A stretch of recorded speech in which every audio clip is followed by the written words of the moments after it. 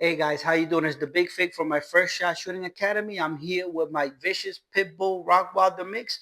Well, that's what they told me when I bought him in the pet shop. I'm gonna put him down. He's playing with me, and this is a very important video for me. Say hi, Luca. Look at him. Look at those vicious fangs. Very dangerous dog. Pit bull rock wilder mix. Well, that's what they told me at the pet shop. Anyway, guys, today's a very important video for me. It's a very emotional video for me. I'm making this. I'm going to put it in Instagram, but I'm going to put it in my YouTube channel. Um, May 18th, I went to the Miami Man Cave. Great seminar. It was a breathwork seminar. It was an ice bath seminar. We ran late because we did the breath work. Everybody started talking about the emotions. It's hard to find a group of men. You know, as today men are being attacked. I don't want to call them alpha males. I prefer to call them leaders because it's not about being a chauvinist pig and I'm right and you're wrong and all building muscle and all that crap. They're just great leaders in the community. You guys know that I have an issue with the church. In my channel, I made a video called "There are No More Alpha Male in the Church." I think the church today is a joke and a business. I don't want to get into that. I don't want. This is not about attacking the church, but I am a Christian and a spiritual person more than being in the church. I prefer not to go to church, and I'm not going to get into it. I'll make another video about that. But this is talking about the leaders that are abandoning the church in other places, and to find a group of guys like that by coincidence was the opportunity of a lifetime for me. As a matter of fact, Chris, that when he runs it, I said, "Oh man, I see that you do a lot of work with the ex-military police, EMTs, and all these guys. I'm just an average guy. Can I sign up?" He says, "Yeah, everybody's welcome." So I went in. It was a great opportunity. He's going to build that foundation bigger, make it better for kids, for more men, more organization, which is great. But let me talk to you about my experience. Met a great group of guys. I'll be mentioning them in a minute. I'm not going to show their pictures. I'm not going to try and use their names. I'll use their channels on Instagram. You go and look for them. Um, but a lot of these guys had a lot of hardship. We got it all out. Amazing stories. You know, when I'm an over the road truck driver and my hardest day is sitting 2 hours in traffic, and these guys had great lives. But what inspired me the most is when we started talking. A lot of these guys, whether you call them their girlfriends or their wives, I just call them wives. Let's make it easy.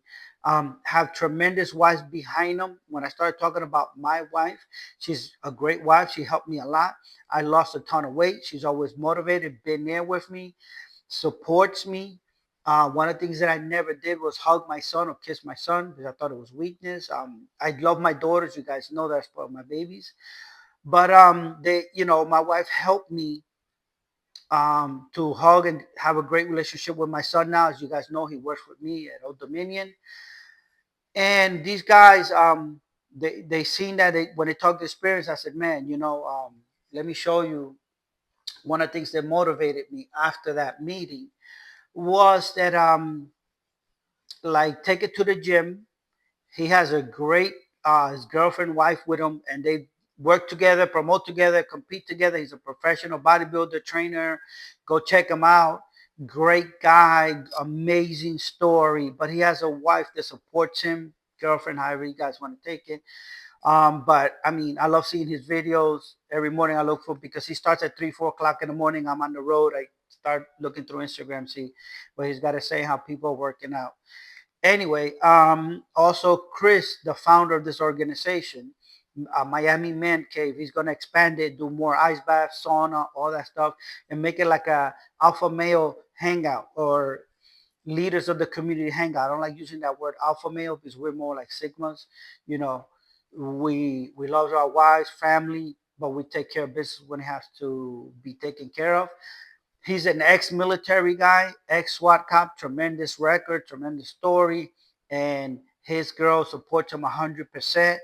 Wonderful. I will hope to meet her someday. Well, both of these, all these women, and they meet my wife, and also Ed. Me and Ed was talking about natural remedies and things like that. The guy's a bodybuilder. I'm trying to bring him onto my company, but him after the meeting, he happens to be talking to his wife on the phone in the little FaceTime, and I happened to walk by, and she said, "Hi, how you doing?" She was talking very proud of him and all that stuff, and what it did, it hit something on me.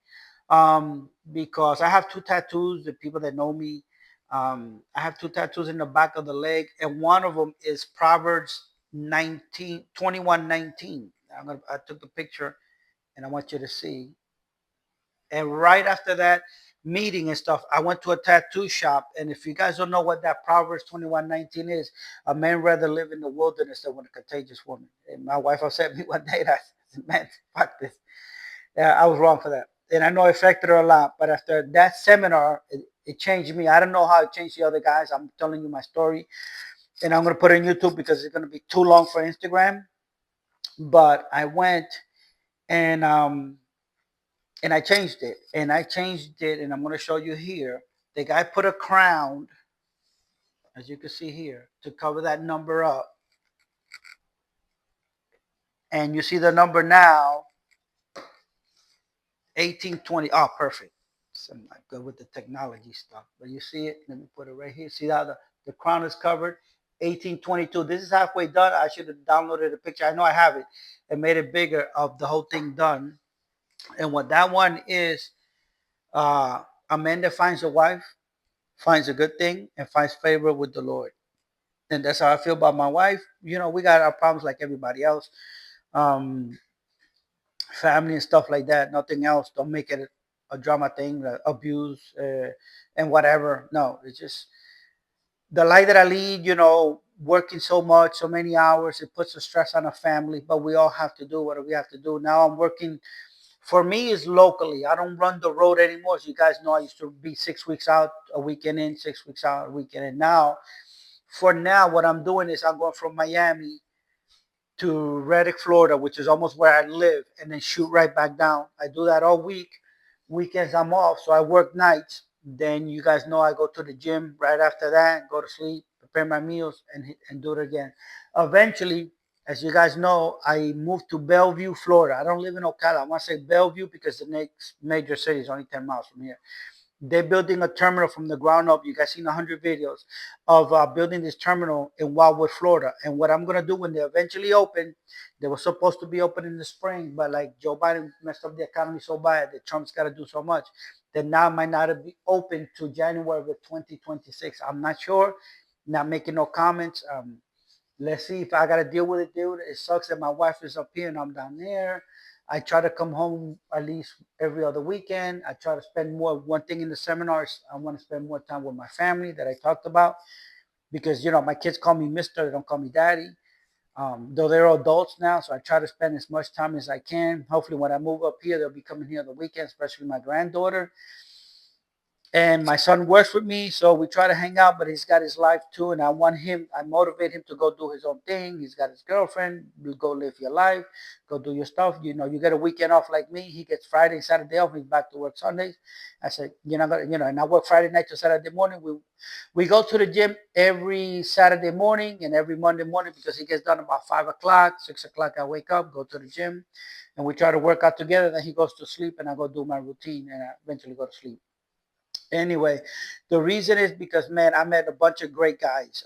Chris from the Wellness Center, Elite Wellness. He has his own company. Great story. Ed, great story. I'm trying to get Ed to come to work to OD and hopefully he could get in full time. Maybe now part time and then eventually full time. Um, Take it to the gym. Who's up, Chris? Too. I'm gonna have the opportunity to work out with him. As you guys know, I improved a lot, lost a lot of weight, but I don't do, um, squats, um, bench presses, and deadlifts because my son says when I work out, I go, Dad, you're scared of the weights. You're scared you're gonna get hurt. We need to find you have a great coach, but it's online. We need to find somebody locally to help you and level up. And this is what this video is about: us leveling up as men. So I might try to have the opportunity to work out with Take It to the Gym. Everybody's talking highly about him.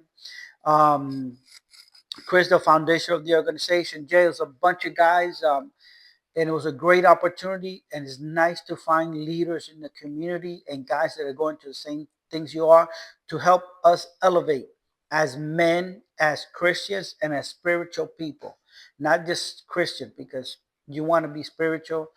Learning a lot of stuff. There's a kid called I don't want to say his name, but his handle on Instagram, and you're gonna see this Panic. Great kid, great story. I wanted to talk to him a lot, but we only had a certain amount of time, and then everybody had to go. And then I got the idea to go do the tattoo. I was out till like 11 o'clock at night.